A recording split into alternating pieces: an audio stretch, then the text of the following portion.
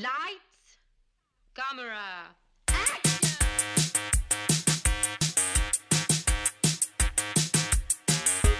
Bonjour à tous et bienvenue à On jase de film. Mon nom est Guillaume Saint-Cyr et On jase de film, c'est un podcast où je m'entretiens avec un invité ou une invitée de ses goûts en cinéma. On passe en revue 3 coups de cœur, un film détesté et un plaisir coupable. Et aujourd'hui, mon invité, c'est Samuel Archibald. Salut Samuel. Salut Guy. Ça va bien? Ça va super bien.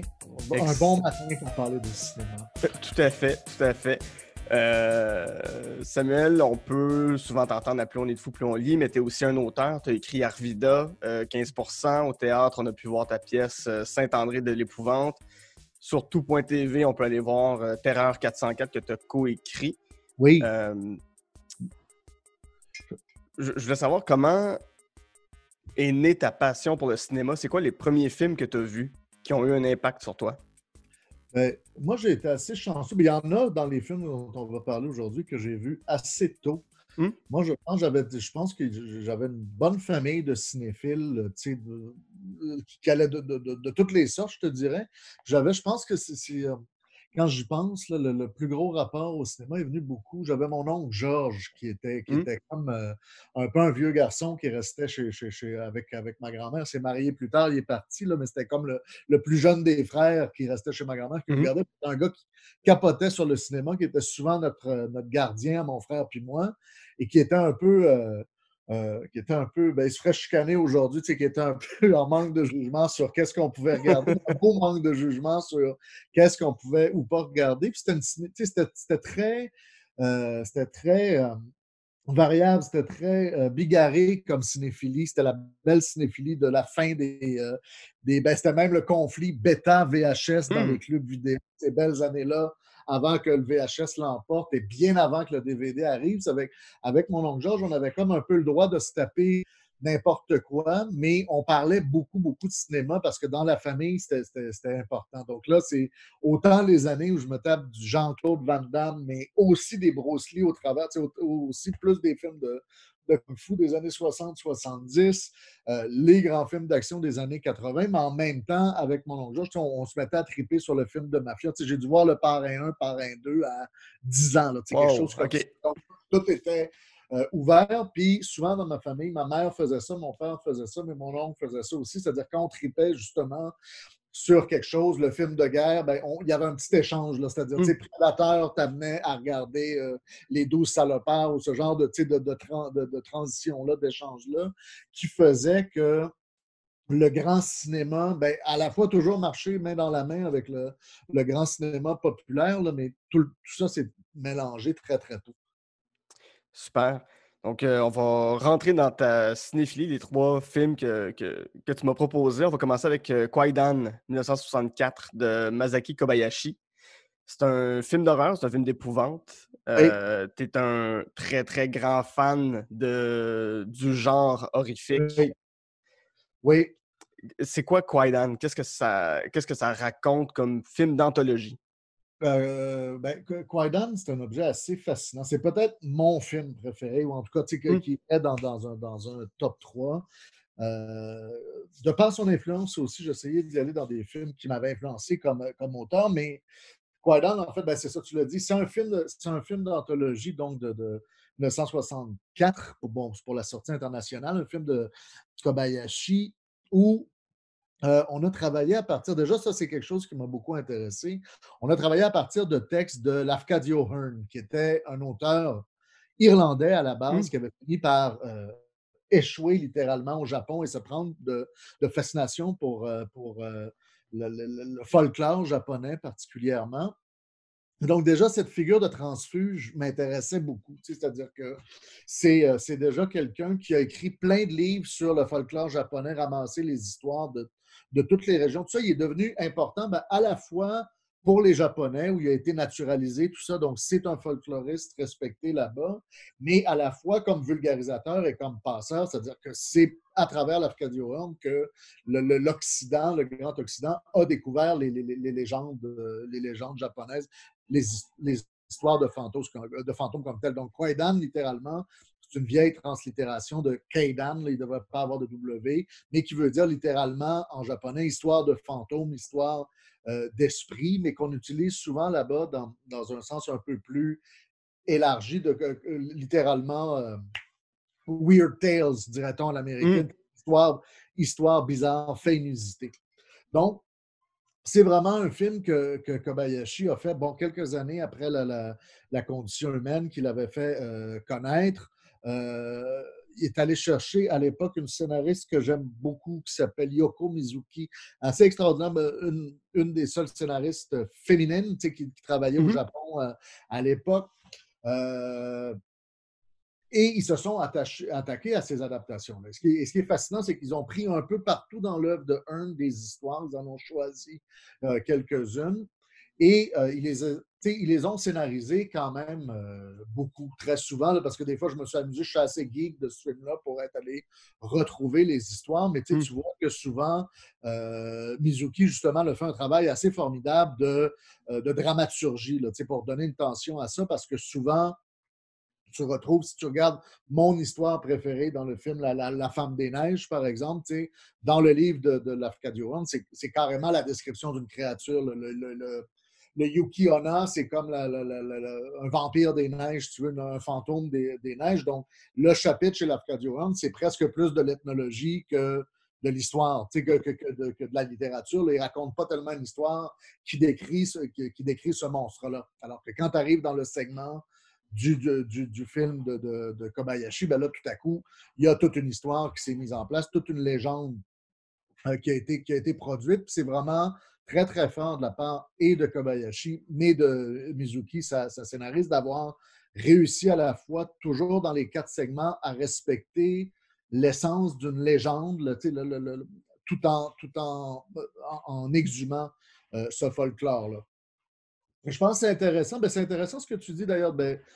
On a tendance à le classifier comme un film d'horreur, mais bien sûr, quand on le voit, il ne faut pas s'attendre à passer des nuits blanches. On est loin de Shyamalan et même de Friedkin. Mais je pense que ça faisait partie de leur démarche aussi. Quand tu lis sur Kobayashi, comment il a décidé de faire ce film-là, il y avait un effort presque qui peut faire penser à la limite au cinéma direct au Québec, de conservation d'une culture. C'est-à-dire, il voulait vraiment, tout ça, c'est en train de disparaître. Lui-même avait découvert les bouquins de Hearn un peu par hasard, et là, lui-même avait été frappé par ça. C'est drôle, c'est des histoires que je ne connais même pas sur des régions que j'ai visitées ou des régions de bien, qui me sont racontées par un Irlandais. Donc là, il y aura peut-être quelque chose à faire, mais c'était vraiment dans un trip un peu revivaliste au cinéma japonais de dire, OK, c'est un effort presque plus ethnologique qu'horrifique. Donc, il y a quelque chose où on décide, dans la plupart de ces histoires-là, de ne pas jouer sur les effets. Et c'est là où je veux dire que la classification film d'horreur, même si techniquement, ce sont toutes des histoires de fantômes ou des histoires d'apparitions, de phénomènes bizarres, on joue très, très peu sur l'effet dans ces histoires-là, ce qui révèle complètement autre chose. Si tu prends, je prenais le segment, mon segment préféré, qui est la femme des neiges. Vraiment, l'histoire, c'est un bûcheron, c'est 2 bûcherons en fait en forêt qui, pendant une tempête de neige, sont surpris par le Yuki-onna, l'esprit de la forêt, et le Yuki-onna, qui a une apparence féminine, donc tue le plus vieux des bûcherons. Et ça, tu as déjà, dans la façon dont c'est montré, quelque chose d'allégorique, de métaphorique, parce que c'est le froid qui tue, c'est-à-dire les gens, on les trouve morts de froid, vidés de leur sang, mais morts de froid. Mais donc, figurativement, l'allégorie est toujours là.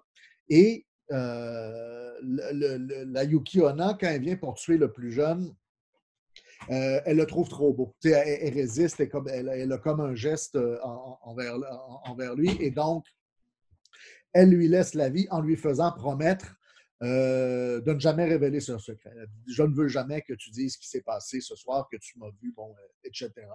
Et le jeune homme, rentre à son village, ne raconte pas trop ce qui s'est passé à personne, reprend sa vie tranquillement, et à peine quelques semaines, quelques jours, c'est pas clair, le temps passe étrangement dans la ville. Il y a une jeune femme qui traverse le village qui s'appelle Yuki, qui finalement est invité chez lui, sa mère s'attache à elle, tout ça, et finalement, elle ne repart jamais, devient la femme du bûcheron, et bien sûr, est une épouse Mhm. extraordinaire, que tout le village adopte, adore, etc. Et ils ont des enfants, donc c'est l'épouse modèle, elle ne vieillit pas, on commence à avoir toutes sortes de petits indices.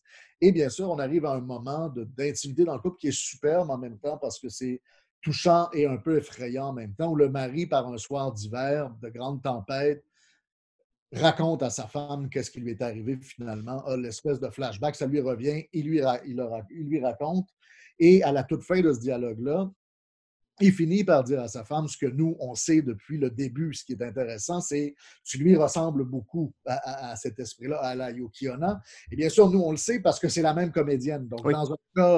dans un cas en mode de grudge, Sadako, dans un autre cas démaquillé. Mais ce qui est intéressant là, justement, ben, je le cachais pour mettre plus de suspense qu'il y en a dans le film. C'est-à-dire que dans le film, là, de la façon dont c'est joué, c'est que c'est casté, on est vraiment pas, justement, dans une logique de punch. C'est-à-dire, Mhm. le punch n'est pas là. On est vraiment plus dans une logique de presque du déjà raconté, de la légende. On la voit. C'est clair, clair, clair que l'esprit de la forêt et qu'on joue sur que l'esprit de la forêt, c'est la femme et qu'on joue un peu sur cette espèce de côté presque barbe bleue au féminin. Oui. C'est-à-dire tout va bien aller tant que tu ne révèles pas le secret. Puis si tu révèles le secret, ben, le charme s'en va. Mais justement, contrairement à Barbe Bleue, dans cette histoire-là, ce qui est magnifique, c'est ben, l'inversion des genres. C'est que tout à coup, la créature monstrueuse peut être quelque chose qui prend soin, quelque chose de bénéfique tant qu'on ne trahit pas son secret. Et même quand elle part, elle fait vraiment promettre à son mari, en fait, elle dit la seule raison pour laquelle je ne te tue pas, c'est à cause des enfants, mais si j'entends que tu les as maltraités, je vais revenir. Donc là, il y a déjà quelque chose là, d'un ordre d'une féminité vengeresse Oui. un peu qui est très fascinant, qui revient dans un autre conte d'ailleurs dans le film. Et tu vois, donc, ce que je dis par rapport au genre de l'horreur, pour moi, est assez. Ça m'a frappé souvent quand je travaille moi-même le fantastique, Oui. l'horreur. Des fois, d'y aller dans une transparence, de ne pas chercher l'effet à tout prix, fut-il un effet de surprise, là, de punch, de big reveal, etc. De ne pas chercher nécessairement cet effet classique-là, ben, ça laissait des fois les enjeux plus purement dramatiques du fantastique à percer la surface. Et c'est ça qui est beau, par exemple, dans la Femme des Neiges, c'est que tu ne le vois pas vraiment comme quelque chose, oh my God, tu sais, I see dead Oui. people. Il vient de se rendre compte que sa femme, c'est le fantôme. On le sait tout le temps. Donc, on voit, ça se déroule plus comme une tragédie. C'est qu'on voit, tu dis, il y a un moment où ce con-là va lui dire la Oui. vérité et il devrait tellement pas, parce que là, on voit vraiment, c'est vraiment le petit bonheur de Félix Leclerc, si tu veux. C'est comme, tu devrais te compter chanceux, puis fermer ta maudite gueule. Je me demandais qu'est-ce qui. Ben, non, j'ai une autre question avant. Au niveau du traitement de l'horreur du fantôme au Japon, est-ce qu'il n'y a pas un peu quelque chose de- qui tient un peu d'une genèse dans Kaidan, dans la façon de parler des fantômes? Tu sais, je pense à Ringu, je pense à The Grudge. Oui. Est-ce que Mais tout dans les ça. deux premiers, Oui, oui, ben, oui, vas-y. dans les deux premiers segments, en fait, de Guédan, c'est vraiment la genèse de ça. Quand je fais des cours d'histoire, quand je l'enseigne d'un point de vue historique, c'est vraiment dans La Femme des Neiges pour le look. Le premier segment de Kwaidan, c'est les cheveux noirs, Hmm. justement. Donc, c'est assez parlant. Puis c'est encore les cheveux noirs, c'est le samouraï qui rentre chez lui, qui avait abandonné sa concubine pour la gloire, puis qui revient chez lui. Donc, c'est un peu un samouraï de pacotille, là, donc ça n'a pas Mhm. marché, ses rêves de gloire, et il revient à sa femme dont il s'ennuyait, puis il trouve, il trouve la maison, ben, tout est inchangé. C'est comme s'il revenait, il revenait chez lui, il trouve sa femme, puis au final, il se réveille le lendemain à côté d'un cadavre parce que son abandon a causé, en fait, il se promène partout, puis il se rend compte que le domaine, c'était une vision. Quand il est arrivé, il était dans un rêve fantomatique, mais en fait, qu'il avait la femme qu'il aimait, il l'avait abandonnée, elle est morte, etc. Et donc, ce qu'il voit, ce qui finit par le rendre fou, c'est vraiment les cheveux noirs qui lui tombent dans Mhm. avec ça. On regarde vraiment, là, je trouve qu'au niveau de la direction artistique qui est brillante dans ce film-là, j'avais un nom. C'est Shigemasa Toda qui l'a fait. C'est-à-dire à la fois l'apparence des fantômes, ben, c'est ça, là, tu vois Sadako, tu vois toute cette gang de fantômes-là, du G-horror, plus des années à partir de la fin des années 90. Les autres films de Nakata aussi, là, comme Darkwater, tout ça, tu es vraiment en plein là-dedans. Ça fait on dirait que c'est vraiment l'invention, l'invention cinématographique du fantôme japonais, si Oui. tu veux. En partant du folklore, c'est vraiment Toda qui a eu cette idée-là d'arriver avec la blancheur accentuée, le contraste des cheveux noirs. Puis dans les mouvements aussi, d'aller jouer, je pense que la comédienne qui joue Yuki, justement, qui va jouer, des fois, justement, un peu dans le no, je ne sais pas s'ils l'ont accéléré ou tout ça, mais avec des mouvements un peu déréalisants, là, ce Oui. qu'il y avait dans Ringu, justement, d'avoir des mouvements là, qui étaient altérés des fois dans la version américaine numériquement, mais que dans la version japonaise, tu avais plus un effet vraiment de chorégraphie, Oui. là, de chorégraphie très contemporaine. Je pense que vraiment le blueprint était là dans Kwaidan, puis il y a vraiment quelque chose de fascinant aussi qui a travaillé Coppola, c'est-à-dire ce qu'on oublie aussi, c'est que c'est dans les années 60, moi, ce qui m'avait marqué quand je l'avais vu, on a moins vu ça ensuite dans un mouvement plus naturaliste au cinéma, mais Kwaidan, c'est entièrement tourné en studio. Donc, tous les décors, Kobayashi avec Toda, pardon, je vais juste reprendre. Donc, Kobayashi avec Toda ont peint une partie des décors eux-mêmes. Donc, tout ce qui est tous les ciels, les horizons, les montagnes au loin dans Kwaidan est artificiel et peint. Et il y a une espèce de jeu avec les éclairages aussi, mais qui fait. Coppola avait cité ça comme influence pour tourner son Dracula Oui. entièrement en studio, rejouer un peu cette artificialité-là qu'on avait complètement abandonnée dans les années 60, surtout 70.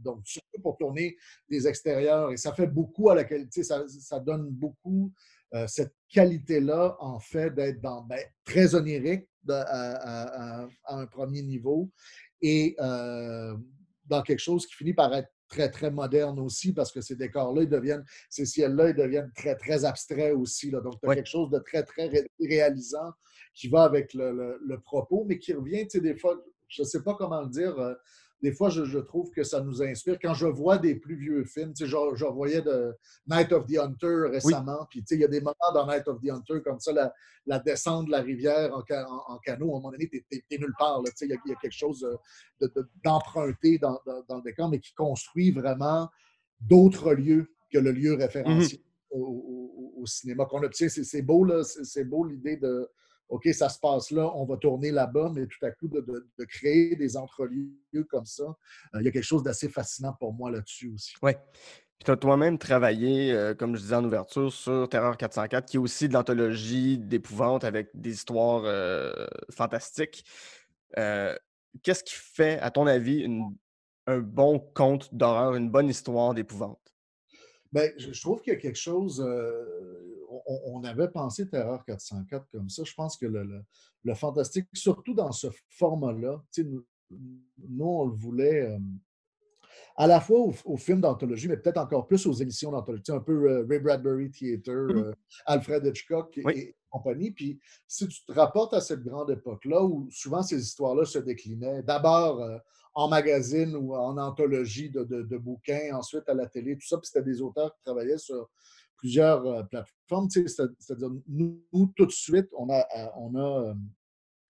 a accepté la nature conceptuelle de l'affaire. Je pense que le fantastique, surtout en anthologie, il y a un côté, c'est quoi notre concept? Même, avant même ton histoire, il y a le côté, je pense que ce qui doit venir en premier, c'est tes articulations. Tes articulations, tes révélations, c'est quoi le truc dans cette histoire-là? Parce qu'on dirait que quand tu ne l'as pas en premier, souvent, ben, ça fait justement des révélations sorties d'un chapeau, alors que si tu construis ton histoire autour de la révélation, c'est quoi le faux semblant, c'est quoi le moment où on se trompe dans l'histoire et ça va nous amener à une grande surprise à la fin. C'est ça qui est très, très payant. Et je pense que là, paradoxalement, ben, c'est après ça, tu t'inspires d'autres auteurs qui ont beaucoup, à la Stephen King, par exemple, mais qui n'a pas été le premier, mais qui est très important là-dessus. C'est-à-dire, je pense que paradoxalement, ce qui va faire une bonne histoire pour un segment d'anthologie, c'est d'avoir un concept très, très fort, puis d'ensuite d'humaniser au maximum les personnages qui vont être dedans. C'est-à-dire, là, donc, ça devient une énergie un peu paradoxale, là, mais nous, c'était vraiment ça notre trip des fois. Puis même avec William, on travaille comme ça, c'est-à-dire, dépendamment qui avait plus accouché du concept, des fois, on refilait l'histoire à l'autre qui était moins attaché au concept pour dire, ben toi, tu sais, fais des êtres humains avec ça, là, pour enlever l'effet que tu peux avoir dans des nouvelles là, strictement hitchcockiennes de déplacer des pions sur un échiquier, ce qu'on voulait éviter. C'est-à-dire, donc, il y a quelque chose qui est un beau masterclass en scénarisation que tu te donnes à toi-même en écrivant ce genre d'histoire-là parce que tu ne peux rien négliger. Il faut à la fois que l'aspect mécanique du scénario soit très, très, très solide, mais en même temps que le build-up, tout ce qui te permet, le build-up, l'exposition, tout ce qui te permet de mettre de la chair autour des personnages se fasse très, très, très vite et presque sans gras. Là. Quand tu travailles sur du court-métrage de 16-17 minutes, il n'y aura pas de scène de la fille regarde par la fenêtre et contemple le passé. Il faut que tu y ailles plus vite que ça. Super. Ton deuxième film duquel tu voulais me parler, c'est The Irishman de Martin Scorsese, 2019. Donc, tout récent, c'est une production de Netflix avec où il a enfin réuni pour probablement une dernière fois à l'écran Robert De Niro et Joe Pesci, mais aussi Al Pacino, Harvey Keitel, Anna Paquin. Tu m'as dit qu'au départ, tu n'avais pas nécessairement aimé celui-là, mais qui a grandi en toi. Explique-moi ce que tu veux dire par là. Oui.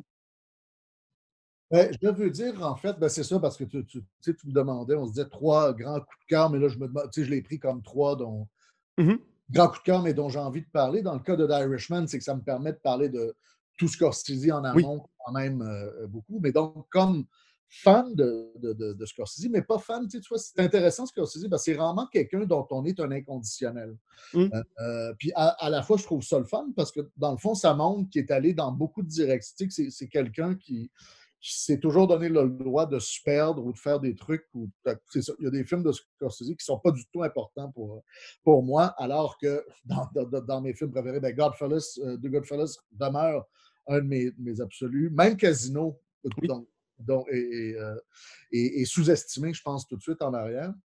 Mais donc, quand j'ai vu The Irishman, j'étais content que le projet aboutisse, tout ça. J'ai beaucoup aimé le film, mais j'avais un certain nombre de résistance au départ. Donc, j'ai bien aimé, comme ça fait du bien de retrouver ces comédiens-là. Ça fait du bien de retrouver tellement Schumacher en pleine forme au montage. J'ai beaucoup aimé ça m'a surpris parce qu'on a dit, on l'a beaucoup rapporté à Goodfellas et à Casino, évidemment, comme film de gangster, mais j'ai beaucoup aimé que la structure ne soit pas du tout la même. C'est-à-dire que le scénario de Zion, quand même, oui, on a une structure, il y a un peu d'oralité, il y a un peu de raconter, mais ce n'est pas du tout la même énergie que tu avais dans Goodfellas et dans Casino, tout à coup très matraqué et très assumé d'un personnage qui parle après sa chute, finalement.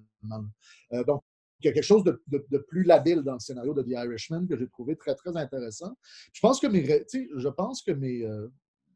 on peut expliquer comment le film a grandi en moi à partir de mes réserves. Je pense qu'elle tournait tout autour de 2 choses, mes réserves. C'est du côté bidon, d'une part, des fois de la technique, c'est-à-dire qu'il y a beaucoup de gens qui ont eu de la misère à adhérer, moi entre autres. Surtout, je te rappelle, quand le film est sorti, il y avait la petite querelle Scorsese contre le Marvel Universe. Donc, tout à fait. où j'avais plutôt tendance à prendre pour Scorsese parce que je suis de moins en moins un gros fan de l'univers Marvel. Mais en même temps, il y avait une petite ironie quand tu voyais The Irishman, c'est qu'on t'accuse les autres de faire des films un peu faux, un peu potache, un peu artificiel. Puis là, tout à coup, tout le monde a une espèce de facelift live dans ton... C'est avec là, déjà, il y a... ça pouvait ghoster.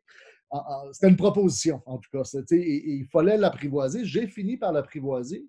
L'autre côté peut-être un peu bidon qui me dérangeait, c'était le rapport, dans le scénario d'Alien, ben, le rapport à la source, là, dans ce cas-là, le livre I Hear You Paint Oui. Houses de Charles Brand, donc la pseudo-biographie de Frank Sheeran. Euh, et ça me dérange. Ben, c'est-à-dire que c'est un livre qui est très, très contesté. Hein. C'est vraiment, ça a été recueilli dans les derniers mois de la vie de Sheeran par un enquêteur tourné journaliste, auteur Mhm. de tout ça.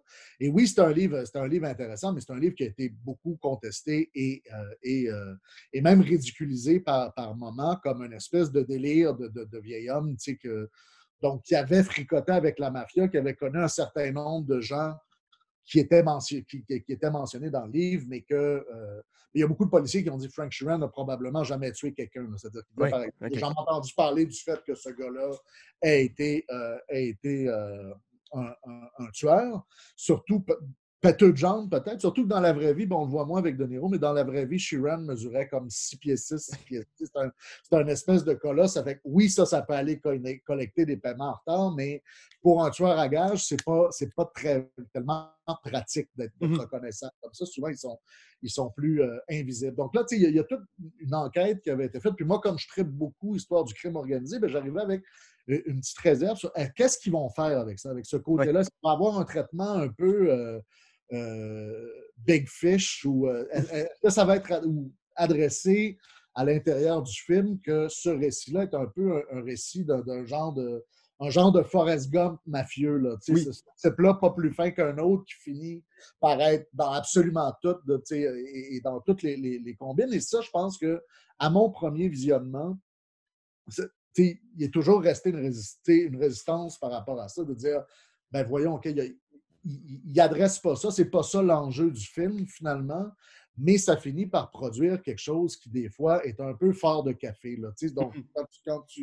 c'est pour ça que je te disais, on dirait que la première fois que je l'ai vu, le débossage était vraiment un débossage, c'est-à-dire, en revenant, je pensais de plus en plus comme telle scène, mais ça se peut pas. Pourquoi il monte absolument presque en tout cas pas avec la distance que j'anticipais, toutes ces scènes-là, tout à coup, où, bon, il rencontre le gars du Watergate, il rencontre Oui. c'est lui qui a tué Joey Gallo, là, t'es comme, OK, donc il était vraiment partout et qu'il n'y a jamais vraiment de personnages témoins comme tu pourras en avoir dans d'autres films de Scorsese pour remettre en doute Mhm. ou diriger les questions, le récit qui se passe. Donc, je te dis, c'était l'état numéro un.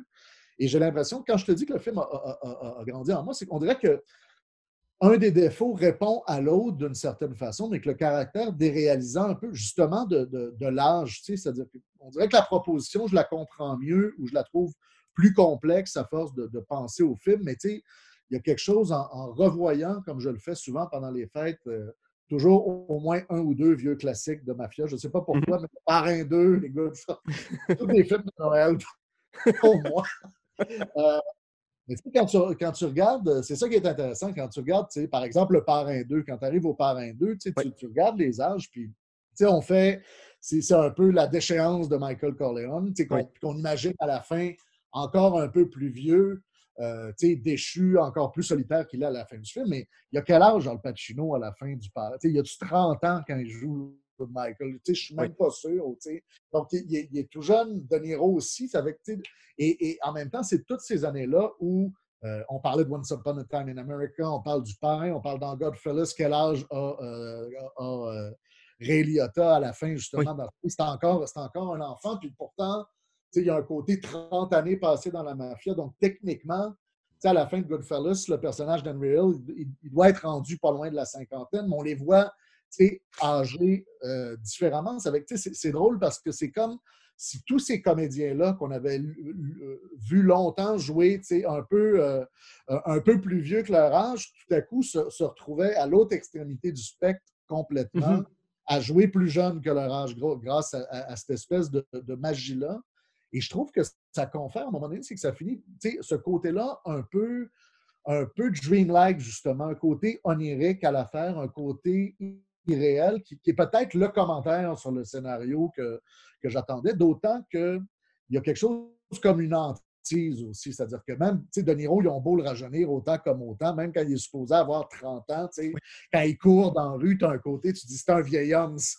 Tout à fait. Tu sais, Oui, c'est dans- mouvement. Ouais. Moi, j'ai juste la scène de la Deuxième Guerre mondiale quand il tue des gens en Italie. Ouais, Puis tu le vois bouger, puis tu fais, mais ouais. non, mais c'est un grand-père là, qui est en train de tuer du monde. Là. Les articulations sont pas. C'est ça. Le visage est lisse, mais les articulations grincent pas mal. Là, tu Mhm. sais. Et en même temps, ça fait un truc, c'est ça, c'est que je ne sais pas si ça marche au niveau de l'illusion, mais c'est que ça finit par créer ce côté-là où au lieu d'avoir, où tu es vraiment dans l'inversion. Je pense que ce côté inversion-là est important. C'est-à-dire, au lieu d'avoir des jeunes qui jouent à se projeter dans un avenir de déchéance, ben là, tu as des vieux qui se projettent, qui revisitent une jeunesse, en fait, qui était peut-être déjà bien, qui était peut-être déjà pourrie à bien des égards. Et je trouve ça que juste cette idée-là de l'inversion, tout à coup, que Pacino soit là, en offrant, mais tu sais qu'il y a quelque chose d'une ironie que tu as toujours chez Scorsese, mais tu sais, l'idée que Jimmy Hoffa soit comme le centre moral du film est grotesque parce que je veux dire, OK, il ne tuait pas personne à coup de 12, mais c'était un Ouais. pourri, Jimmy Hoffa. Même comme leader, peut-être vaguement plus idéaliste que ses autres, mais à peine. Là, donc, toute cette espèce de déchéance-là est là à la base. Puis j'ai trouvé très, très importante dans l'inversion, ben, juste le rôle qu'on fait jouer à Joe Pesci. Oui. Je trouve qu'il se sauve pas mal avec le film, Joe Pesci, d'ailleurs. C'est-à-dire, De Niro est plus en mode straight man. Pacino en fa, ben, fait du Pacino. Mais je trouve que l'acteur qui se révèle le plus dans The Irishman, c'est Joe Pesci, justement qu'on a toujours vu en mode, mais surtout chez Scorsese, là, qu'on a toujours vu en mode un peu histrionique, dangereux, comme Jack Russell, Jack Russell Terrier. Et que là, tout à coup, de le faire jouer cette espèce de figure-là, de père un peu maternel, parce que finalement, le film est une guerre entre deux figures de père, donc entre Hoffa, le père très, très de la misère à ne pas être freudien à partir en parlant de ce film-là, mais c'est ça, le père qui ne veut pas être castré, qui ne veut pas être contrôlé, qui ne veut même pas être raisonnable, versus Russell Bufalino, qui est bon, ce père très, très maternant. On va prendre soin de toi, mais bien sûr, à condition que tu me rapportes la tête de Jean le Baptiste à bien des égards. Là. Et ça m'a rendu, c'est ça, c'est-à-dire que cette scène-là, toi, la scène, toute la séquence, il y a toujours ça chez Scorsese, toute la séquence qui mène au fait que Sheeran ait tué Oui. Hoffa. Tu vois, au premier visionnement, c'est complètement grotesque. J'étais plus sur mon mode historien en train de regarder un péplum. C'est comme les gars de la mafia ne vont pas demander au meilleur ami. C'est-à-dire, il y a tellement de façons dont ça pourrait ne pas marcher, cette affaire-là. C'est complètement absurde comme plan. Ensuite, en le revoyant, parce que bien sûr, c'est probablement une histoire inventée ou en partie inventée, mais quand je la revois, quand j'y repense, ben c'est ça qui lui donne sa force, justement, c'est que c'est un espèce de cauchemar freudien. C'est vraiment ce moment où on te demande d'aller tuer une figure paternelle Oui. pour toi, pour tester ta loyauté. C'est hyper fabulité, c'est-à-dire que ce n'est pas une affaire de business, c'est vraiment comme si la métaphore de la famille criminelle était portée à son extrémité, là, Oui. vraiment complètement meurtrière. Mais je pense que la scène où se déroule toute la dernière partie de The Irishman, elle est onirique, elle est l'inconscient, elle est freudienne bien davantage qu'elle est historique, finalement. Mhm. Moi, ce qui m'a marqué quand j'ai vu ce film-là, c'est aussi la relation, puis on a beaucoup critiqué, avec raison, la place des femmes dans le film, qui sont à peu près inexistantes.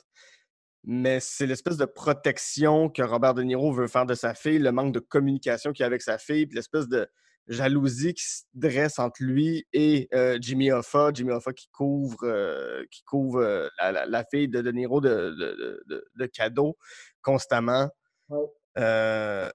Puis je me suis dit, à un moment donné, ben, s'il finit par l'assassiner, il y a peut-être cette espèce de je vais reprendre possession de ma vie, de ma fille, de tout cet aspect-là.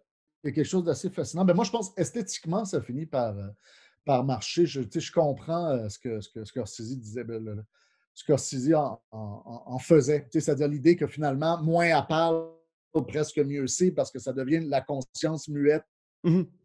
de ce film-là. Et la conscience muette à une époque où justement, ben, on ne laissait pas les femmes parler, on ne laissait pas les femmes parler, se mêler de ces affaires-là. Donc, tout ce qu'elle peut faire, c'est juste se retirer et refuser le contact. Mais il y a des scènes où justement, juste le regard d'Anna Paquin est mis à contribuer. Oui. Elle est assez extraordinaire juste dans le fait d'incarner ce contrepoint-là. Et je pense que il y a quelque chose, c'est beaucoup une élégie, c'est beaucoup un requiem pour le film de gangster. Ça, c'était facile à faire, on l'a dit beaucoup. Mais je trouve que par rapport à ce que je disais, à l'inversion, ce qui est assez fascinant, c'est qu'en bouclant la boucle, toute la dernière demi-heure, la dernière séquence, je l'ai trouvé assez spectaculaire parce que je me rappelle m'être levé pour aller à la salle de bain ou aller chercher un bol de chips, je ne sais pas quoi, mais juste après que tout le monde se fasse arrêter, là, tout le monde tombe. Puis normalement, c'est la fin du film de Oui. gangster chez Scorsese, quand il y a le coup de filet ou quand là, tout à coup, l'époque est finie, tout le monde s'est fait buster, un tel est mort, tout ça. Puis là, j'ai appuyé sur pause, puis j'ai dit comment il reste 27 minutes à ce film-là? Donc, ça va être quoi ces 27 Mhm. minutes-là? Et là, tout à coup, ben, c'est ça, c'est que tu as la honte. 27 minutes, c'est vraiment le côté de voir Buffalino en prison qui meurt et de voir surtout, ben, c'est ça, Joe Pesci, tu le regardes, c'est pas dur à jouer. C'est-à-dire, il est vieux, Oui. mois, il est donc bien vieux. Puis en plus, là, le vieilliste là, de l'autre bord, mais là, tu as tous ces hommes-là, puis ça à quoi ils sont pris. C'est-à-dire, là, c'est drôle parce qu'on vient à. C'est pas juste un film somme pour moi sur sa période gangster, parce que là, on revient à Mean Street, on revient aux échos Ouais. catholiques, on revient à la dernière tentation du Christ, parce que là, tout à coup, ça devient une exploration de c'est quoi mourir pour ces hommes-là qui étaient catholiques. Ben, Mhm. c'est ce qu'ils avaient en commun. Souvent, les Irlandais, les Siciliens, les Italiens, donc quand ils sont ceux qui sont tombés du côté Oui. du crime organisé. Puis qu'est-ce que tu fais comme catholique? Bon, ben quand là, tu n'as pas eu la chance de mourir jeune, en guillemets. Là, tu as à vivre avec ce que tu as fait dans ta vie. Puis j'ai trouvé j'ai trouvé que c'était vraiment un moment que je ne m'attendais pas à voir, mais que j'ai trouvé très, très fort parce que ce qu'on peut reprocher au film de Scorsese à narrateur, ce qui est particulièrement visible dans Wolf of Wall Street, c'est leur nihilisme Mhm. d'une certaine façon. C'est-à-dire, Goodfellas, j'adore ce film-là, mais il y a une plus belle mélancolie dans Casino parce que le personnage de De Niro est plus touchant. Mais tu vois, dans Goodfellas, c'est que c'est vraiment des salauds. Unreal, c'est un peu moins salaud que les autres, mais c'est des personnages qui n'ont pas de vrai. Leur vie est en 3 actes, mais Ouais. pas leur psyché. C'est-à-dire, ils ne peuvent pas se transformer, c'est des sociopathes. Là. Donc, ils ne font que traverser la vie un peu comme ça. Et donc, il y avait une énergie punk dans Goodfellas, c'est justement par rapport aux faits migrants qui était intéressante, mais que quand tu regardais, moi j'ai quand même eu beaucoup de plaisir avec Wolf of Wall Street, mais je comprenais les gens qui pouvaient être dégoûtés par ce film-là parce que tout à coup, tu avais la même énergie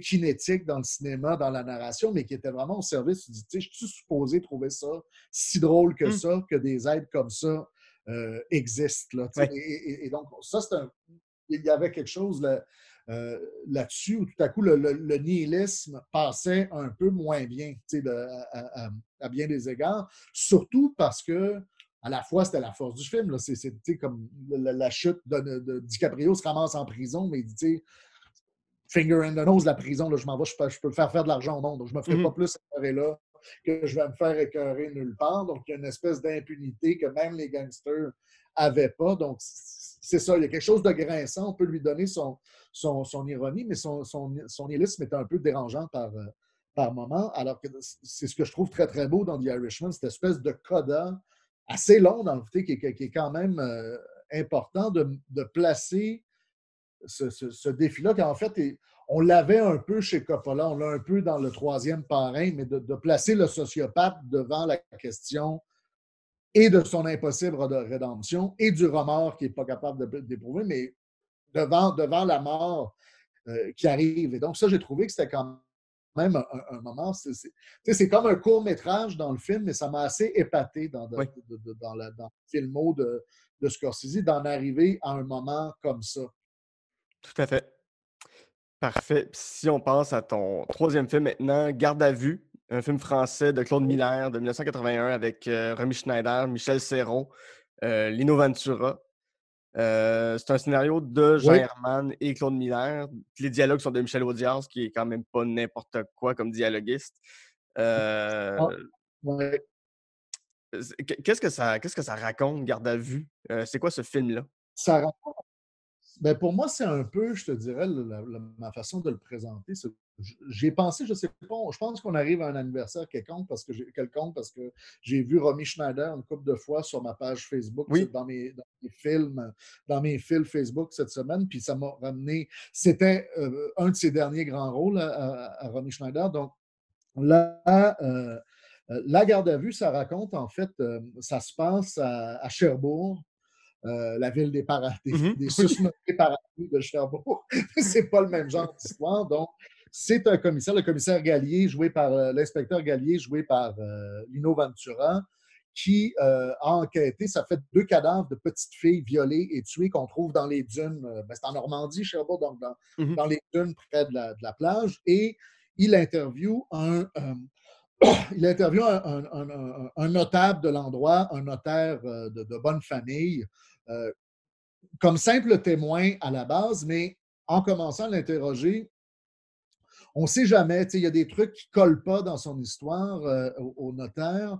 Je pense que sa face ne revient pas tellement à l'inspecteur et tout à coup, il décide d'enclencher. Ses soupçons s'activent, il ne le voit plus comme un simple témoin, il le voit comme un potentiel suspect. Mhm. Et comme le notable, joué par Michel Serrault, est un peu, comment dire, un peu efféminé, un peu arrogant en même temps, tout ça, donc ce qui ne plaît pas au très macho Ventura, il déclenche la garde à vue, qu'on peut faire dans le droit français, ça n'existe pas autrement, mais on peut, dans le droit français, déclencher une garde à vue de 48 heures, donc garder quelqu'un en confinement avant même qu'il puisse consulter un avocat. Si on faisait Mhm. ça au Canada, aux États-Unis, ça serait, bon, je veux parler à un avocat, mais là, il a comme 48 heures pour faire parler, prouver tout ça, donc prouver ses allégations ou essayer de faire craquer ses maîtres Martineau.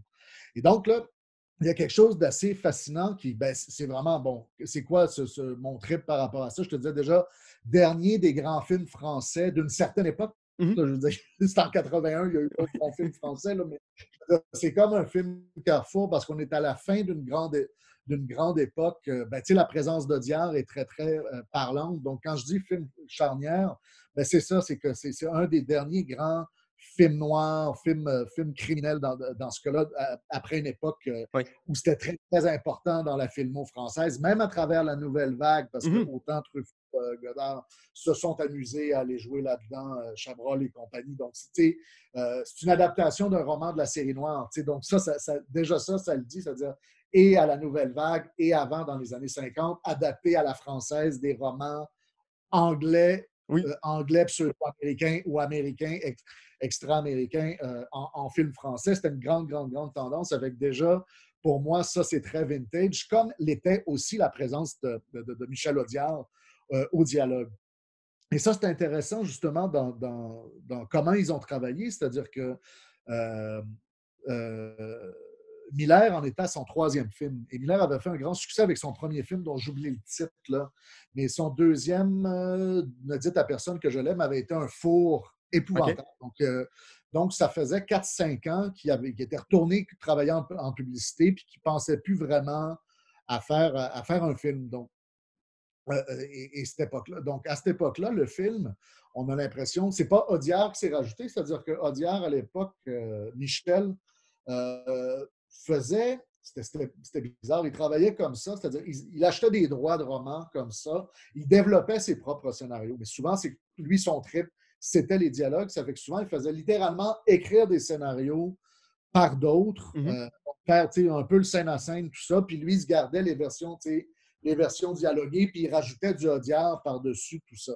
Donc, c'était une formule qui commençait à être usée un petit peu. Et tu vois, au départ, quand Miller s'est vu offrir ça, il y a 2 ou 3 réalisateurs qui s'étaient désistés déjà. Je ne suis pas sûr que c'est très soluble, mon esthétique, avec celle d'Audiard, mais il avait bien aimé le roman, tout ça. Et tout à coup, avec son co-scénariste, ils ont eu l'idée déjà.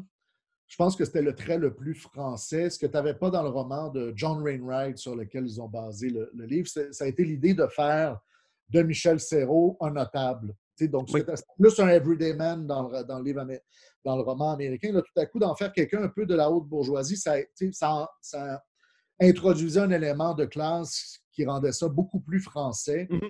et qui rendait le duel d'acteurs beaucoup plus intéressant. C'est-à-dire qu'ils ont signé Ventura au début, mais Ventura, bon, qui peut jouer beaucoup d'affaires, mais pas des gens de la haute. C'est-à-dire qu'il porte son histoire sur sa face, et tout à coup, cette idée-là, Ventura faisait un peu ça. C'était ces années un peu de Bruce Willis français. Là, donc, j'ai été un dieu du cinéma d'action, mais là, j'essaie des trucs. Donc, c'est grâce à lui que Miller a pu faire le film et que Miller a pu signer Michel Serrault aussi, parce que tout à coup, Serrault, qui lui, à l'époque, essayait de briser son image de comique, là, tout à Oui. coup, Ventura, Serrault, dans un face-à-face comme ça devenait assez extraordinaire. Et juste ça, dans le film, est assez brillant. Et même formellement, c'est-à-dire que c'est très Hitchcockien, mais Hitchcockien discret, c'est-à-dire c'est Oui. un beau huis clos cinématographique qui est cinématographique. C'est pas théâtral parce qu'il y a plein de mouvements dans le commissariat, les mouvements de caméra, comment on suit ces gens-là. On est toujours en train de sortir et de rentrer dans la scène d'interrogation. C'est très, très dynamique. C'est pas du tout... il n'y a aucun effet de théâtre filmé, mais il y a un effet de rencontre entre deux espèces de géants. Moi, j'aime beaucoup Lido Ventura. J'ai un espèce de fétiche pour Ventura. C'est comme... J'ai failli mettre l'aventure, c'est l'aventure de Lelouch dans C'est coupable tout à l'heure, mais c'était, je ne sais pas, c'était un des comédiens préférés de ma grand-mère. C'était quelque chose. Tu sais, puis il y en a. Donc, je regardais beaucoup de films de lui avec elle, et je pense qu'il y a quelque chose, il y a des visages Madeleine comme ça au cinéma, et des comédiens. Je trouve qu'il y a des comédiens comme ça. Lui-même était très humble sur ses propres talents. C'est quelqu'un qui, à la base, n'a pas fait le conservatoire. Il avait un grand respect. Il a toujours été très, très déçu de ne pas avoir fait le conservatoire. Il avait un respect tel pour la scène qu'il n'a jamais allé voulu jouer au théâtre parce qu'il disait, je ne suis pas un vrai acteur, mais au cinéma, je peux faire la job. Et il a refusé plein de rôles comme ça. Oui. Et il connaissait ses limites, mais en me disant, dans certains rôles, je sais que je peux faire très fort, mais je ne vais pas aller ailleurs. Donc, il y avait une belle humilité. Puis à la fois, c'est ce que ça créait. Des comédiens un peu qui venaient du musical. On a eu ça un peu dans les années 70, je dirais, avec Jean Lapointe au Québec. Oui. Comme Jean Lapointe, tout à coup, il joue dans les ordres, puis comme, il était calme, hein? Oui. Ou à la belle époque de Omerta, qu'on a déterré, pas toujours avec le même bonheur, mais souvent des vieux comédiens. Un jour, il y a une présence quand même. On arrive à faire quelque chose avec ces comédiens-là. Donc, moi, déjà, le duel d'acteurs dans ce film-là, je le trouve extraordinaire. Et ce qui est très, très intéressant aussi, c'est le duel qu'il y a eu de l'autre bord entre Miller et Audiard, justement, pour faire... Ça a été le seul César de la carrière d'Audiard, c'est-à-dire que Miller, qui était jeune, a été, alors que Michel Audiard était déjà un monstre sacré, il a eu le courage de s'engueuler avec lui, puis Audiard a fini par le respecter. Ils sont restés des amis pendant des années après. Mais tu vois déjà, ça me touche toujours, ces belles collaborations-là, c'est-à-dire Audiard qui est depuis... Miller, dont la carrière est au point mort, Audiard qui est un peu sur le pilote automatique depuis des années, que là, ils se mettent à travailler ensemble, mais que Miller ne laisse pas son point, c'est-à-dire il lui renvoie des affaires, puis c'était rendu un peu sa méthode de travail à Audiard de surécrire. Là. C'est comme s'il venait dober des scénarios déjà faits avec sa touche de déconnage, de réplique, tout ça. Et Audiard a passé 6 mois vraiment à dire non, cette tirade-là, c'est trop, Michel. Ça, non, on enlève cette vanne-là, Wow. ça ne sera pas un film. Ça ne sera pas un film de pout-pout et de réplique à 50$. C'est pas ça qu'on va faire. Et finalement, quand il s'est acquis ce respect-là et qu'ils sont mis à travailler les deux ensemble, ça fait un scénario, probablement le scénario tardif d'Audiard, où on a plus pu voir de quoi il était capable si, justement, il renonçait à certains tics et à une certaine pyrotechnie. Là. Donc, ça, c'est assez génial. C'est ça, c'est des moments comme ça. J'ai toujours aimé lire sur le tournage de ce film-là. On racontait, entre autres, que Lino Ventura, qui était pote avec tout le monde, n'est jamais... Lui et Serrault sont devenus amis les quelques années après, mais pendant le tournage, les deux qui étaient reconnus comme des mecs super sympathiques sur les plateaux ne sont pas devenus... C'est-à-dire, ils ne voulaient pas C'est-à-dire, on faisait comme. Les Français ne sont pas très méthodes, mais là, on dirait qu'il y avait une intuition il ne faut pas qu'on commence à être copains comme cul et chemise pour jouer cette espèce de tension-là parce que ça ne va pas le faire. Donc, il y avait un côté vraiment. C'est la veuve de Ventura qui le raconte, mais dès qu'on disait couper Ventura, qui était si affable d'habitude, c'était bye Michel, bye, bye l'équipe, qui crissait son camp dans sa loge. Wow. Ça vient de finir pour que ça reste comme ça. Et je trouve que dans les duels d'acteurs et dans des duels de tension où tout se joue dans le langage, dans qu'est-ce qui s'apprend finalement dans ce film-là. Et Romy Schneider, elle apparaît justement comme la femme de Martineau, qui ne l'aime plus visiblement, et qui en veut parce que on ne le saura jamais dans le film. C'est-à-dire Martineau, ce qui fait qu'il est suspect, c'est qu'il a été très ami d'une nièce de 12 ans. Il y aura une relation plus, j'allais dire Michael Jackson, disons Lewis Carroll, quelque chose okay. Très ami avec un enfant. Eux n'ont jamais pu en avoir, donc lui a toujours dit c'est juste un tuteur, j'aime beaucoup, j'aurais voulu avoir des enfants. Elle en fait quelque chose de non, c'était beaucoup plus malsain que ça. Et là, on tourne là-dessus. Je ne veux pas trop en dire, mais on joue à la fois dans de l'attention sur une enquête, mais dans de l'attention, une enquête qui est psychologique, là, sur des motifs fondamentaux. Puis sur une rencontre, finalement, de deux hommes, c'est assez intéressant. C'est entre quelqu'un d'assez macho, d'assez carré, puis quelqu'un de beaucoup plus complexe, mais qui finissent par faire beaucoup de chemin l'un et l'autre là-dedans, à l'intérieur, d'une part, d'une grande solitude pour le personnage de Serrault et d'une espèce d'esprit arrêté, mais capable de s'ouvrir pour le personnage de Lino Ventura. C'est un film assez extraordinaire. Puis j'aime ça, c'est-à-dire dans la liste de mes 2500 films préférés. Oui. Bon, si je la raccourcis, j'aime ça parfois, justement. Il y a des films de Claude Miller que j'aime beaucoup, mais je ne suis pas toujours un complétiste. C'est-à-dire, je ne suis pas quelqu'un qui a des cinéastes. C'est rare les cinéastes que je vénère et dont j'aime à peu près tous les films. Il y en a vraiment pas beaucoup, à part chez les classiques. Mais tout à coup, ces petits moments-là, magiques, où un réalisateur, quand même pas mal, avec des comédiens, quand même pas mal, tout à coup, trouve un projet qui donne au final un petit film à peu près parfait. J'aime beaucoup ces moments-là.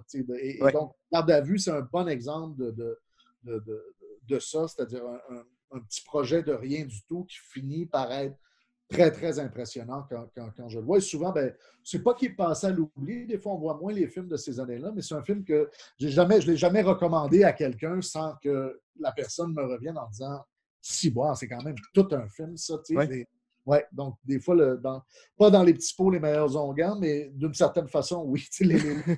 Les petits trésors bien cachés, j'aime ça. Excellent. On va faire sur ça une courte pause, puis on revient avec les films, un film que tu détestes et je partage ta détestation et ton plaisir coupable. On revient tout de suite.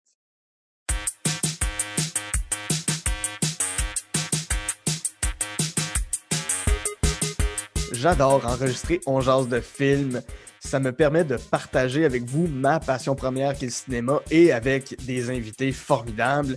Et si jamais vous avez des commentaires, si vous avez des critiques, des choses qu'on pourrait améliorer, des gens que vous voulez que je reçoive à l'émission, écrivez-moi sur Facebook, On jase de films, Instagram, @onjasdefilm. Venez me parler, faites-moi vos listes, vos 3 coups de cœur, les films que vous détestez, les films qui sont des plaisirs coupables pour vous. Je vais vraiment avoir un plaisir fou à vous lire. Sur ce, je retourne avec mon invité pour jaser de films. De retour à On jase de films avec mon invité Samuel Archibald, avec qui en première partie, on a pu discuter des films Kwaidan, The Irishman et Garde à vue. Et maintenant, on va entrer dans la matière. Ça va être assez costaud parce que c'est un film que toi et moi, on a détesté. C'est Joker de Todd Phillips, 2019, avec Joaquin Phoenix et à peu près personne d'autre. Là. Qu'est-ce que tu n'as pas aimé de ce film-là? Ah boy, par où commencer déjà? C'est drôle, je me rappelle, je suis allé le voir pour faire une chronique. Je ne sais pas à quelle émission, là, on m'avait demandé d'aller le voir pour faire une critique. Et je me suis retenu, puis je ne sais pas si tu te rappelles, à l'époque, il y avait eu 2-3 trailers qui étaient sortis et qui étaient Oui. très excitants. Très Même. efficace, oui. Donc, donc j'allais, tu sais, j'étais dans de bonnes dispositions. Puis après, ça a été très, très rapide que je me suis aperçu que je n'étais pas en train d'aimer ce film-là.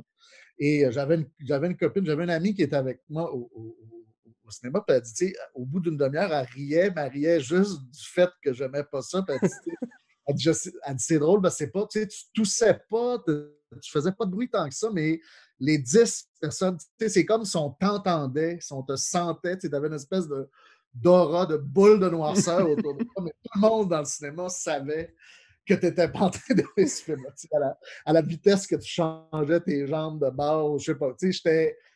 Puis je pense que c'est une bonne façon de le décrire, c'est que, tu sais, il y avait quelque chose qui m'a beaucoup indisposé. Là. Il y avait quelque chose de physique dans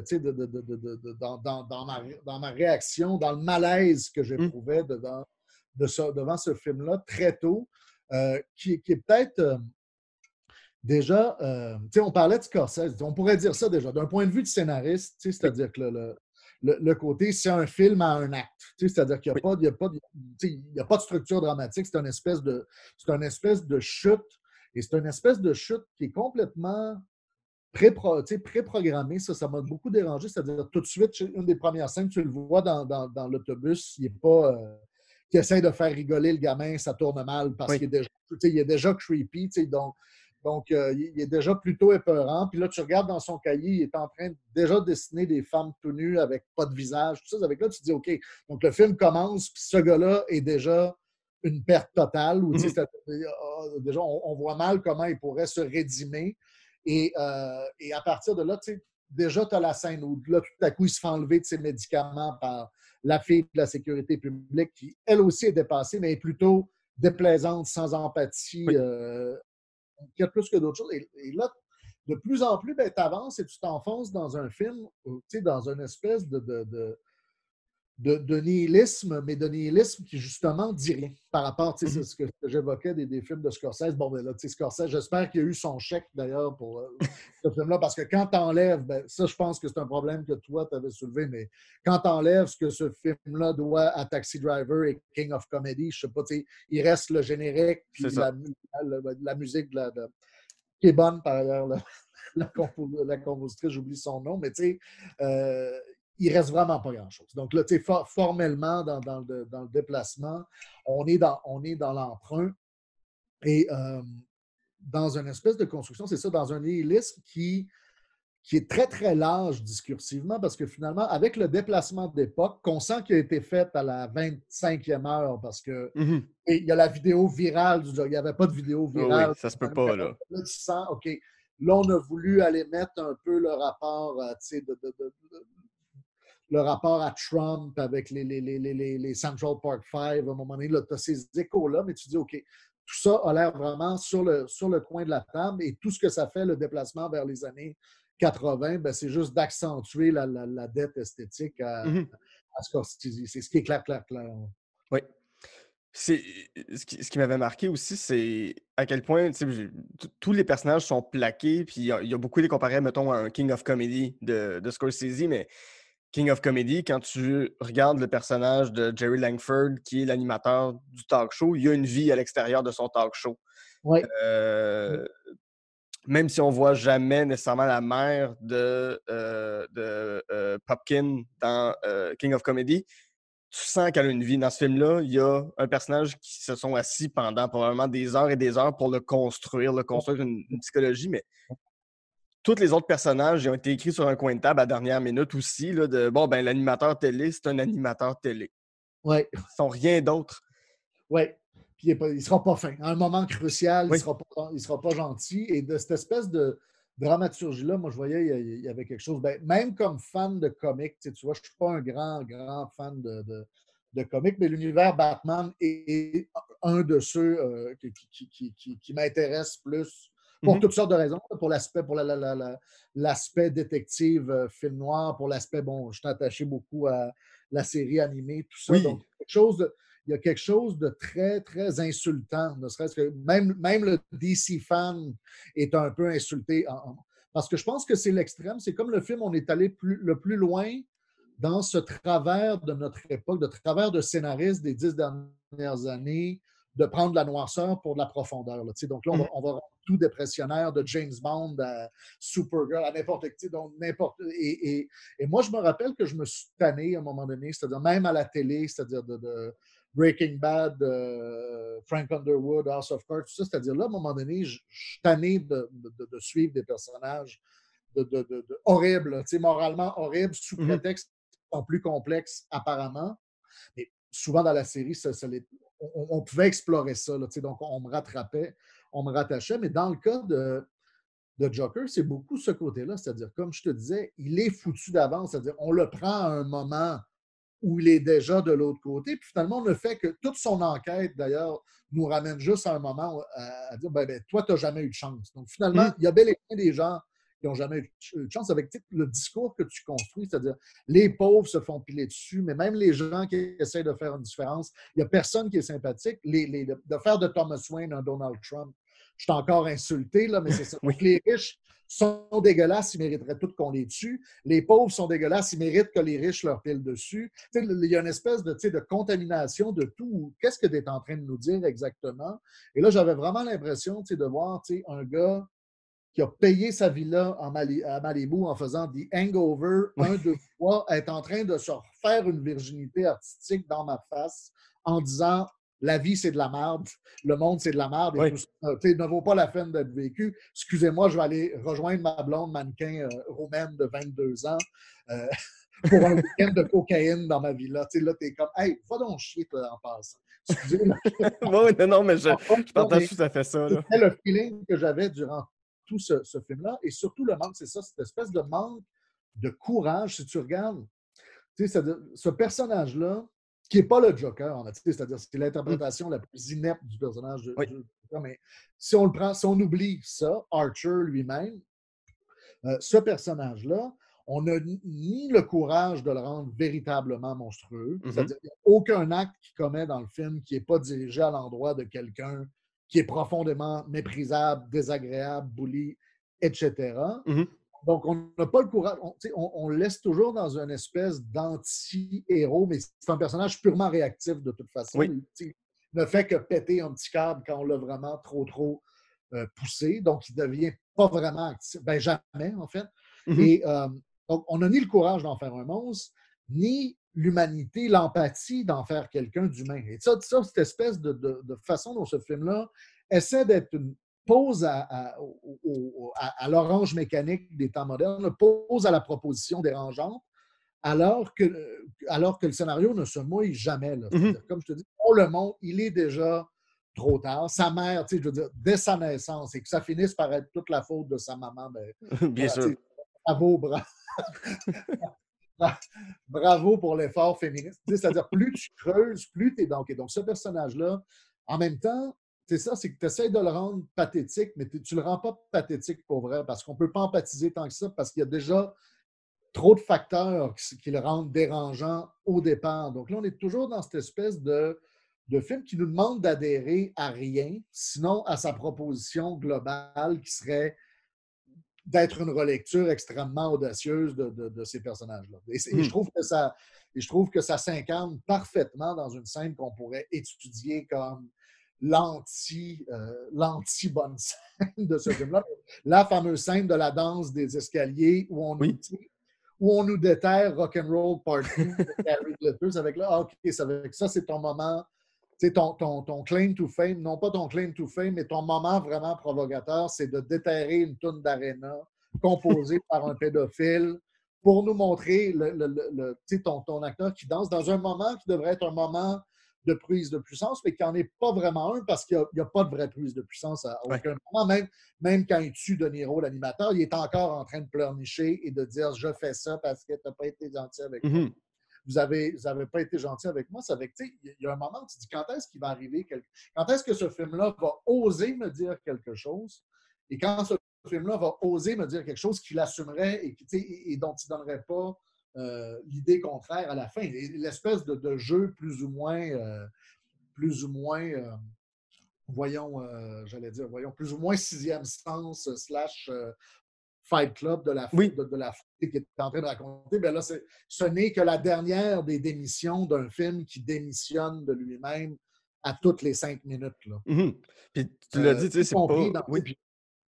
Oui, je t'en prie, non, vas-y. Oui, non, c'est ça, mais tu le disais, puis effectivement, pour moi, c'est pas le Joker, ce personnage-là. Tu sais, il n'y a pas une intelligence suprême du mal, il n'y a pas une volonté, il n'y a pas un plaisir à agir de la manière qu'il le fait. Tu sais, il y a cette scène-là dans le métro, est-ce qu'il, pour la première fois, il tue des gens avec son fusil, puis il y en a un qui le laisse un peu traîner jusqu'à temps que le gars meure par lui-même, mais je me suis dit, s'il le tue, mais avec plaisir, là, déjà là, on a plus Ouais, un Joker. ouais. Mais non, c'est ça. Ben, c'est ça, juste cette idée-là que, ben, d'une part, qu'il ne soit pas très, très intelligent, et Oui, d'autre part, qu'il ne soit pas du tout drôle. Tu sais, oui. c'est-à-dire, là c'est comme. Et le Joker, ben, souvent, il y a cette idée-là du Joker qui n'est pas vraiment drôle, mais que c'est la limite de l'humour. Tu sais, c'est-à-dire, c'est l'humour comme agression. Tu sais, comme, Mhm. ce que la version de Nolan avait bien compris. Tu sais, quand tu voyais Heath Ledger arriver et faire disparaître le crayon dans le du gars, tu es Oui. comme, OK, ça, je pense que c'est une proposition. Ils ont compris ce personnage-là. Et là, tout à coup, on est dans un enrebours euh, total qui est bien, bien difficile à accepter. Jusque dans la performance, c'est-à-dire qu'on laisse saluer cette performance-là. Moi, Phoenix est un des acteurs que je préfère de sa génération. Complètement. Mais encore là, c'est une performance qui est un peu vide par le fait que son rapport à la maigreur est purement, c'est-à-dire là, je ne sais pas si c'est un défi qui s'était lancé avec Christian Bale, là, de dire, OK, moi, je suis capable aussi, mais sa maigreur ne sert a de pornographique le fait de ne servir rien d'autre qu'un effet. C'est-à-dire que Mhm. là, ça nous permet de montrer ça fait malsain ou ça fait encore plus de tordu qu'il soit mec comme ça puis qu'on puisse montrer son dos. Mais il n'y a pas de vraie raison à ça, Mhm. outre que, ben, c'est ça, c'est Todd Phillips. Là, c'est comme j'ai vu des films où des gens avaient beaucoup perdu de poids pour une performance. Donc, ça doit être un signe d'une bonne performance, comme de filmer ça, ça doit être un bon signe de démence. Donc, là, c'est ça, tu es vraiment dans une activation de signifiants cinématographiques éprouvés qui se demandent jamais qu'est-ce qu'ils sont en train de dire, qu'est-ce qu'ils sont en train d'activer comme signification, mais Oui. aussi comme, dans leur dimension morale. Pour moi, ce n'est pas une faillite pour les gens qui l'ont défendu, c'est pas de vouloir absolument faire la morale à ce film-là, c'est vouloir, c'est une morale pour moi qui est esthétique, c'est une question d'éthique. Tu es dans un film qui conjugue plein de figures cinématographiques très, très fortes pour dire absolument rien. Et non seulement tu dis rien, mais on dirait que tu annules même la possibilité que ton film puisse être interprété comme un message quelconque Oui. par qui est en train de le recevoir. Là. Ça fait que ça, ce côté-là de je suis juste toujours en train de me battre avec ma propre interprétation, puis de dire, ben c'est ça, donc je te mets des signifiants bouleversants, ben c'est ça, il y a un meurtre, il y a de la folie, il y a de la maigreur, quand la mère arrive, il y a de l'abus, il y a de l'abus sexuel. Donc là, je fais la collection complète des méfaits, des choses qui peuvent bouleverser le spectateur, mais je suis toujours seulement dans les faits parce que sur tout ça, je n'ai absolument rien à dire, moi, Tom Phillips, qui rentre présentement dans ma décapotable vers ma villa de Malibu. Exact. Y a-t-il des choses qu'on a oublié de dire? Ben, tu sais, pour la joke un peu, mais pour énerver des amis qui me le défendaient, je disais, ce film-là est plus proche des gags juste pour rire, dans la mesure où on dirait que la ville, c'est mis ensemble pour descendre un gars jusqu'à la finale. Tu sais, tout le monde est contre lui à un moment donné, ça se peut pas. C'est impossible. Pour moi, scénaristiquement, ça tient pas. Oui, oui, puis le manque, même le punch avec sa pseudo-blonde. C'est un des moments les plus forts, par exemple, quand il se réveille, là, quand il est là-bas, puis que tout à coup, il se rend compte qu'il ne l'a jamais connu là, Mhm. dans le fond, là, mais qu'il est encore bon. Il est encore un peu du vol là, ou quelque chose qu'on a déjà vu.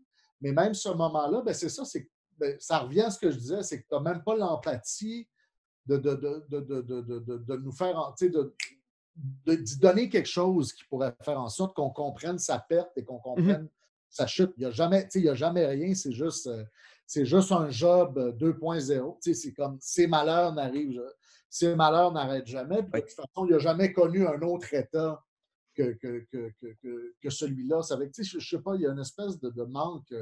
Ça, comme propos, je trouvais ça euh, très grave, finalement. Mhm. De dire, il y a des gens. C'est ça, c'est comme il y a quelque chose, tout en voulant avoir une pseudo-sympathie pour les masses contre le 1%, tout ça, ben, ce que tu es en train de dire est tellement. Tu es en train de dire qu'il y a des gens, ben, dans le fond, non seulement qu'ils n'auront pas les mêmes chances que les autres, ce qu'on sait et ce qu'on doit le répéter, mais qu'ils ne les ont pas ontologiquement, là, même à l'intérieur. Ce gars-là, il n'est pas drôle, il n'a pas de talent.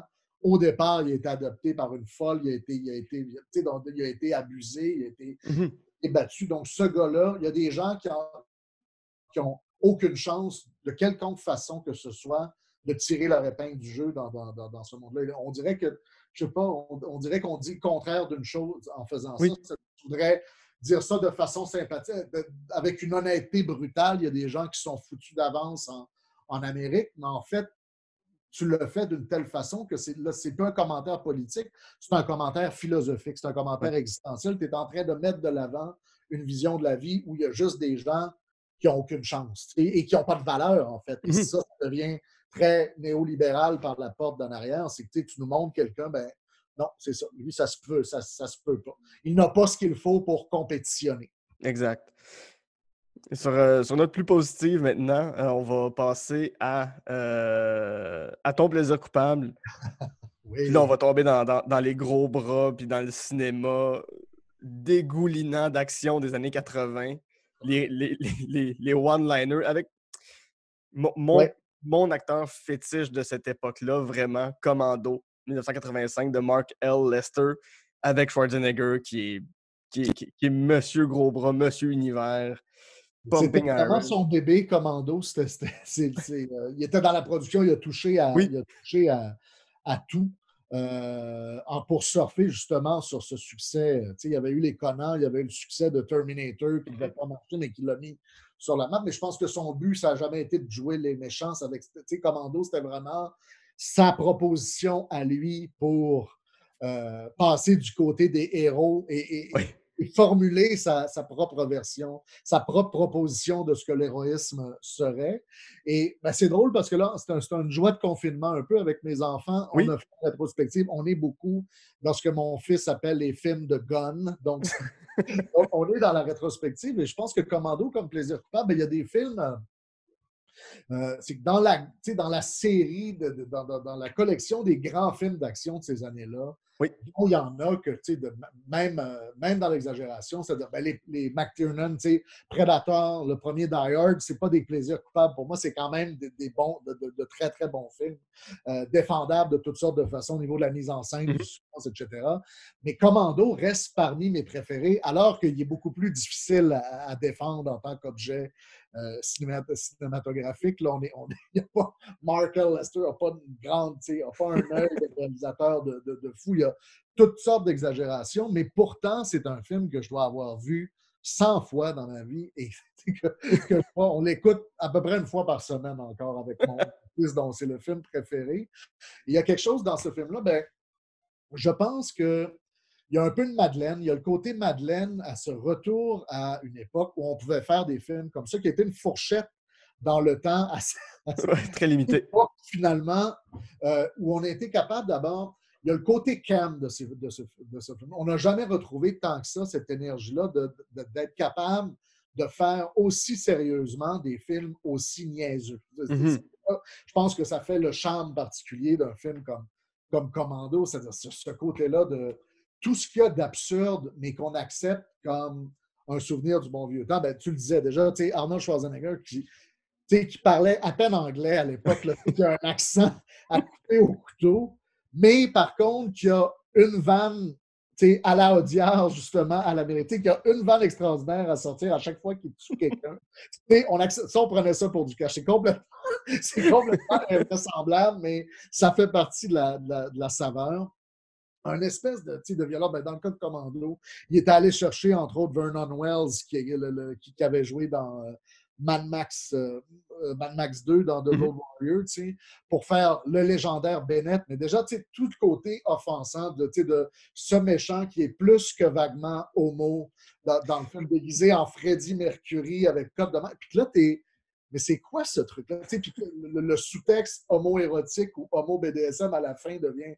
Ça n'a juste plus de rapport dans les répliques. Et ça m'a fait rire parce que je lisais des textes là-dessus cette semaine. Des entrevues avec Mark Lester, par exemple, le réalisateur, qui disait moi, ça m'a toujours insulté qu'on dise ça parce que, quand on me demande si Bennett doit être vu comme quelqu'un qui est homosexuel, parce que je comprends pas les gens qui disent ça. Il dit, comment tu pourrais trouver un soldat plus macho que ça? Et ça me fait beaucoup rire, en fait, c'est-à-dire de dire, OK, il y avait plein d'artisans, souvent dans les belles années du cinéma d'action. Ben, c'était les belles années du slasher aussi, que pour moi, des fois, ça marche ensemble. C'est-à-dire plein de gens qui faisaient, souvent par pure exploitation, des films un peu n'importe comment, qui se rendaient même pas compte de tout ce qu'ils disaient souvent et de ce qu'ils mettaient en route. Là, dans le fond, donc l'homosexualité de Bennett, ça doit être une création du costumier. C'est quelqu'un, on l'a créé comme ça, puis Wells l'a joué comme ça un peu. Et là, tu arrives avec toutes sortes de trucs où non seulement ce que tu dis est hyper grossier, mais ce que tu ne comprends pas que tu dis, ce que tu laisses dépasser sur ton propre discours, sur tes propres préjugés, devient extrêmement drôlatique. Puis dans le cas de Commando, c'est que même si le film est hyper violent, je le regarde avec mon fils de 5 ans, puis c'est pas traumatisant parce que même pour lui, c'est cave. Il y a un côté, bien sûr, à part dans certaines séquences, mais la violence est soit tellement exagérée. Ben c'est ça, tu es dans une espèce de Bugs Bunny. Le gars débarque sur l'île, ils sont à peu près 500, puis tout le monde. Il n'y a pas de problème pour Arnold. Avec ça, tu as cette espèce d'exagération-là qui devient toujours très, très drôle. Tu as l'espèce de rapport aussi, ben c'est ça, le fantasme schwarzeneggerien de la violence sans aucun traumatisme. C'est-à-dire, justement, il est avec Ray Dong-Chong, qui est là, la fille le suit, il va chercher sa fille qui est menacée d'être tuée pour faire un enjeu par les terroristes. Mais tout ça finit, il n'y a vraiment aucun problème. C'est-à-dire, je repars avec ma fille dans les bras, le caporal est là. As-tu laissé quelque chose pour nous, John? Juste des cadavres. Puis tout ça ne me fait pas un pli sur la différence. Toute cette imaginaire, on dirait que dans le cinéma d'action, à partir de Statham, Diesel, tout ça, les comédiens, des fois, sont devenus un peu plus intériorisés. On veut plus faire des écorchés vifs. Mais là, c'était vraiment une époque. Moi, Schwarzenegger, c'est j'arrive, je tue 400 personnes. Ça. En fait, je suis allé voir sur IMDb le body count du film. Oui. C'est spécifié. Il y a 109 morts. Schwarzenegger en tue 102. Fait qu'il en a quand même laissé un peu. 102, là, c'est un film qui doit durer 1h24 à peu près. Là. C'est comme la moyenne est quand même assez élevée avec les one-liners qui viennent avec, mais c'est ça, il y avait une façon de faire à la fois, c'est ça, la grossièreté du propos. Qu'est-ce que j'allais dire? C'était très drôle aussi, je lisais par exemple que Steven de Souza, qui a écrit le scénario de Commando, mais il l'aurait écrit, là, c'était les fameux rewrites, mais le scénario, je pense que c'était Jeff Loeb 3 qui l'avait écrit. Au départ, ça devait être un scénario sur un ancien combattant, un ancien soldat israélien qui avait renoncé à la violence puis qui devait y revenir. Là, tu fais bon. À partir du moment où De Souza est arrivé là-dedans puis il a su qu'il écrivait pour Schwarzenegger, c'est comme bon, ben ça va changer un peu. Et c'est drôle parce qu'il invente toujours, tu te dis comment ce gars-là il invente toujours une espèce de prétexte. C'est-à-dire, il y a un dialogue avec Alyssa Milano au début qui joue sa fille sur son enfance en Allemagne de l'Est. On invente toujours quelque chose pour tasser le fait qu'il y a un accent coupé au couteau. Comme dans Terminator, c'est comme, dans le fond, c'est comme si son Babelfish intérieur fonctionnait pas très bien. Donc, ça finit toujours par marcher. Et il y a quelque chose d'assez beau quand même, je trouve, mais je fais un grand compliment à Schwarzenegger en disant ça, mais j'évoquais Ventura tout à l'heure, qui était quelqu'un, Lino Ventura, qui avait commencé comme boxeur, comme catcheur, tout ça. Et ce qui est beau à avoir revu beaucoup les films de Schwarzenegger, c'est de dire, également, ça finit. C'est un acteur surestimé quand même, Schwarzenegger. C'est-à-dire, c'est Oui. sûr que c'est pas un gars qui pourrait pas jouer. On n'est pas chez Pacino et chez les De Niro des belles années. Là. Ils peuvent pas faire n'importe quoi, mais que quand tu les mets dans un environnement contrôlé, tout ça, ils sont capables de faire des trucs assez épatants. Et j'ai revu récemment, ben là, on est dans Schwarzenegger, et je le vois juste avec l'amour des enfants, c'est-à-dire mes enfants, comme moi, aiment Arnold. Mm. Ils aiment beaucoup McLean aussi, tout ça, mais Arnold, les films d'Arnold ont tout de suite une petite coche en Ouais. haut. Là, il l'aime vraiment beaucoup, comme moi, je l'aimais vraiment beaucoup. Et donc, tu as cette espèce de présence-là. Et on a revu le bien mal aimé à l'époque, Last Action Hero Oui, aussi. très, très bon film.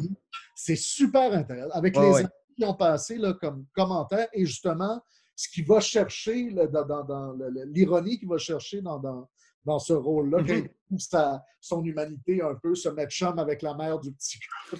C'est très drôle. Ça, j'avais jamais parlé avec une femme. Oui, puis qui découvre la musique classique, puis ça se finit avec la mort de Bergman, là, c'est... Oui, oui, ben c'est ça qui est joué, c'est quoi? C'est Ian McKellen, en plus, Oui. qui fait la mort. Mais c'est donc tout ce rapport-là à un cinéma particulier, mais à tout le cinéma qui finissent par c'est quand même, c'est ça. Je comprends que ça n'ait pas marché à l'époque, mais quand tu le revois, ben, finalement, c'est que c'est un film assez expérimental et qui a bien vieilli. Là. C'est un beau film méta dans ces années-là. Ouais.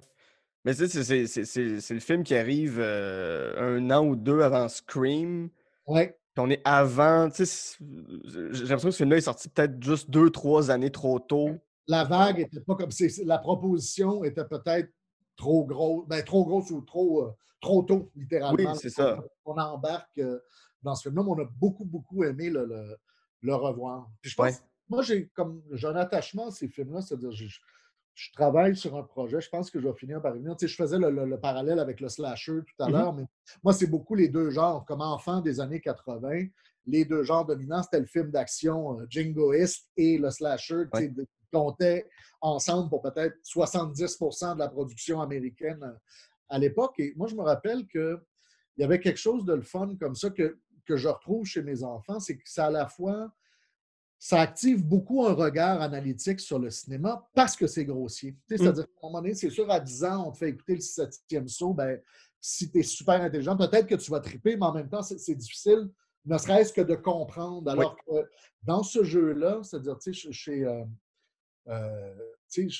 ma fille, c'est drôle parce qu'elle a déjà été fascinée dans tous ces films-là par le mot érotisme. C'est-à-dire que déjà pour ce qui était ce qui se voulait de la grande virilité à l'époque, mais elle voit Bennett puis Matrix dans Commando, ou surtout dans Predator, là, quand il y a Jesse the Body Ventura qui est très ami avec j'oublie le nom du comédien, mais le fabuleux comédien black qui est toujours en train de se raser la tête Ouais.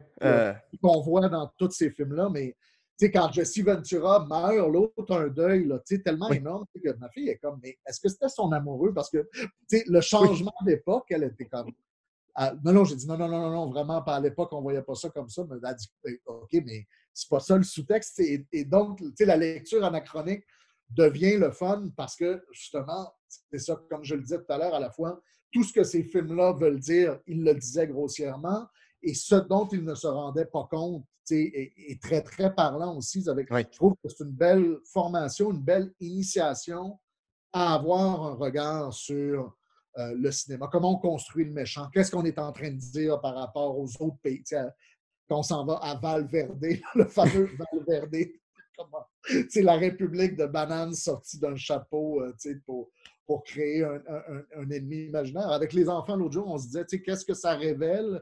Souvent, dans les années 80, c'est drôle, on se disait, à partir de Die Hard, qu'est-ce que ça révèle que les gens qui se font passer pour des terroristes sont toujours des bandits, dans le fond? Ils croient jamais en leur cause, c'est juste des gens, ils sortent ça comme un alibi, mais en fait, c'est des voleurs. Donc là, tu peux vraiment t'amuser à te poser des questions assez énormes, mais qui deviennent assez intéressantes du fait que ces films-là ne sont pas, gardent pas grand-chose pour eux, jouent pas leur jeu trop proche de leur poitrine. Là. Exact.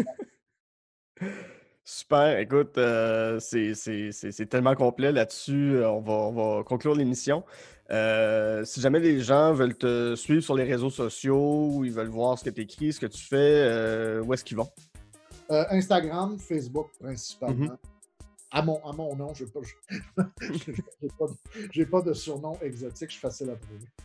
Parfait. Puis je vous invite à aller regarder Terreur 404 sur tout.tv. Je ne sais pas si sur l'extra ou si. Mais en tout cas, abonnez-vous sinon. C'est toujours gratuit, on y tenait beaucoup. OK, bon. Oui. Donc, allez regarder ça en confinement, ça passe super bien. C'est une belle réflexion sur la technologie et l'épouvante. Puis, chapeau pour cette série-là. Ah, je t'en ai. Et mon nom est Guillaume Saint-Cyr et avec Samuel Archibald, on a Jean Zétifel.